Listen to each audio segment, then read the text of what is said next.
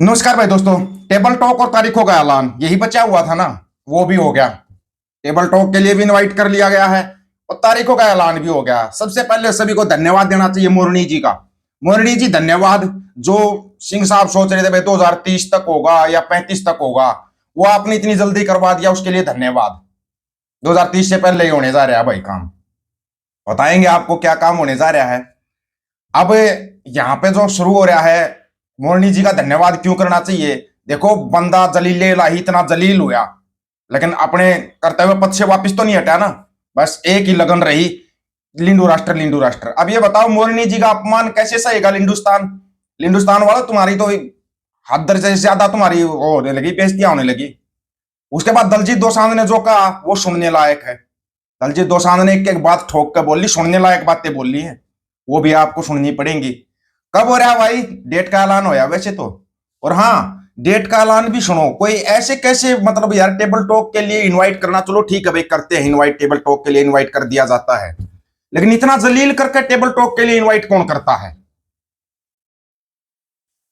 Trump प्रशासन का भारत के खिलाफ जुबानी हमला। अमेरिका के वाणिज्य मंत्री ने कहा कि भारत बातचीत की टेबल पर आएगा और सॉरी बोलेगा। सॉरी भी बोलेगा, बातचीत की टेबल पर भी आएगा। अमेरिका के वाणिज्य मंत्री साहब ये बात बोल रहे हैं। वैसे बर्दाश्त से तो बाहर की है। चलो, इस दिवाली पे तुम चीन की झालरों का विरोध नहीं कर पाए तो कम से कम उसी का विरोध कर दो। है, ट्रम्पताओं का ही विरोध कर लो, कुछ तो तुम्हारे को दिल को चैन मिलेगा। पहले तो एक बार आप दलजीत दोसांझ के एक शब्द को सुनना और फिर सुन लेना। वो तारीख ध्यान से सुन लेना भाई, बार बार नहीं बताएंगे, फिर बाद में मैसेज करके पूछोगे तारीख क्या थी। तारीख आपको खुद समझनी पड़ेगी।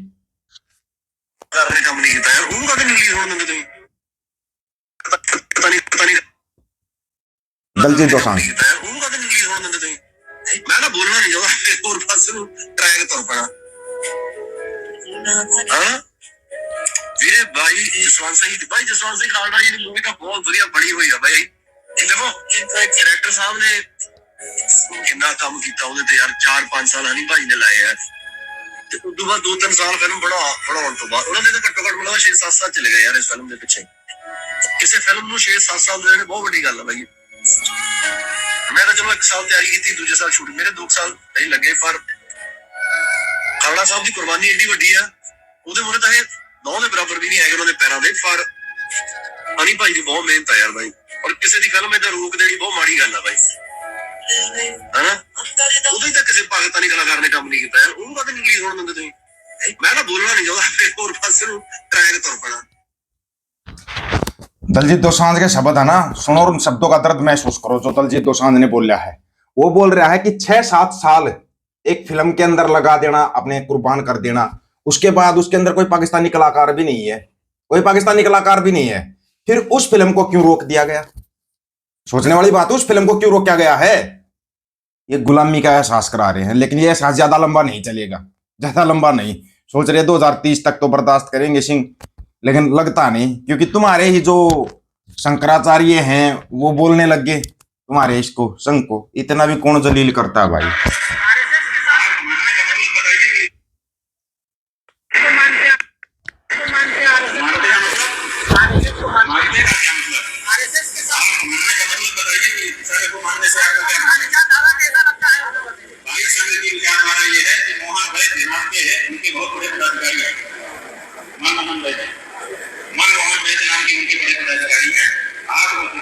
से बातचीत करते हुए उन्होंने प्रेस कॉन्फ्रेंस में कहा है कि हमारे 30,000 से ज्यादा स्वयंसेवक रोमांस खाते हैं, हमें कोई इतराज नहीं है, हम किसी के खाने पीने पे पाबंदी नहीं लगाते। एक बात। दूसरे, मोहन भागवत नाम के विचालक हैं भारतीय स्वयंसेवक संघ के, उन्होंने अपनी एक सभा में कहा है, जिसका वीडियो सबके मोबाइल में मिल सकता है खोजने पर, उसमें वो साफ कह रहे हैं कि हमारे स्वयंसेवक एक घर में गए थे, उस घर वाले ने कहा कि आपको हमारे साथ खाते पीते हैं, हमने काम खाएंगे। उसने कहा हमारे यहाँ रोमांस होता है, उन्होंने कहा लाओ, हमें कोई दिक्कत नहीं।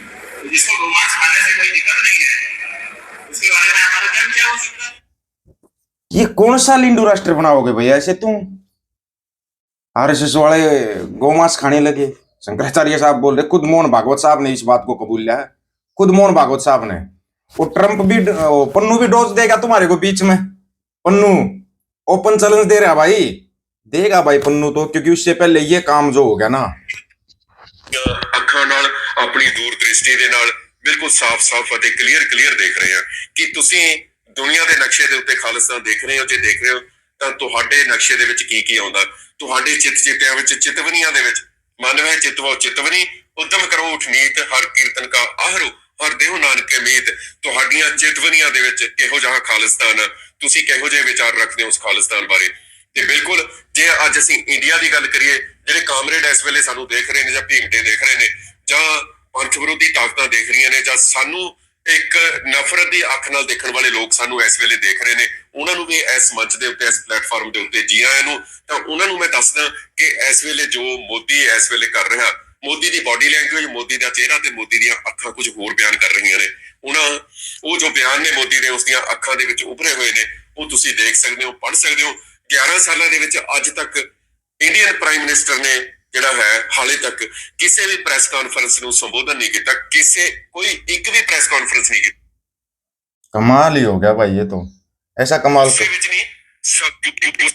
ਵਿੱਚ ਨਹੀਂ ਸਗੋਂ ਸਪਸ਼ਟਤਾ ਦੇ ਵਿੱਚ, ਹਰ ਰੂਹ ਹਰ ਆਤਮਾ 'ਚ ਚਮਕਦੇ ਬ੍ਰਹਮ ਪ੍ਰਕਾਸ਼ ਲਈ, ਇਸ ਨਵੇਂ ਮੁਲਕ ਖਾਲਿਸਤਾਨ ਦੀ ਸ਼ੁਰੂਆਤ ਕਰਨ ਵਾਲੇ ਸ਼ਬਦਾਂ ਲਈ ਅਤੇ ਸੈਨ ਫਰਾਂਸਿਸਕੋ ਤੋਂ ਸ਼੍ਰੀ ਅੰਮ੍ਰਿਤਸਰ ਸਾਹਿਬ ਤੱਕ ਸਾਡੇ ਬੱਚਿਆਂ ਦੀ ਸੁਰੱਖਿਆ ਲਈ ਅਸੀਂ ਐਲਾਨ ਕਰਦੇ ਹਾਂ, ਇਹ ਵਕਤ ਹੁਣ ਖਾਲਿਸਤਾਨ ਦਾ ਵਕਤ ਹੈ। ਇਹ ਵਕਤ ਹੁਣ ਖਾਲਿਸਤਾਨ ਦਾ ਵਕਤ ਹੈ, ਕਿਉਂਕਿ 2030 ਤੋਂ ਪਹਿਲਾਂ ਅਸੀਂ ਖਾਲਿਸਤਾਨ ਦੁਨੀਆ ਦੇ ਨਕਸ਼ੇ ਦੇ ਉੱਤੇ ਬਣਿਆ ਆਪਣੀਆਂ ਅੱਖਾਂ ਨਾਲ, ਆਪਣੀ ਦੂਰ ਦ੍ਰਿਸ਼ਟੀ ਦੇ ਨਾਲ ਬਿਲਕੁਲ ਸਾਫ਼ ਅਤੇ ਕਲੀਅਰ ਦੇਖ ਰਹੇ ਹਾਂ ਕਿ ये तो भाई क्लियर होने लगा, इसलिए पन्नू साहब ने चैलेंज दे दिया क्या?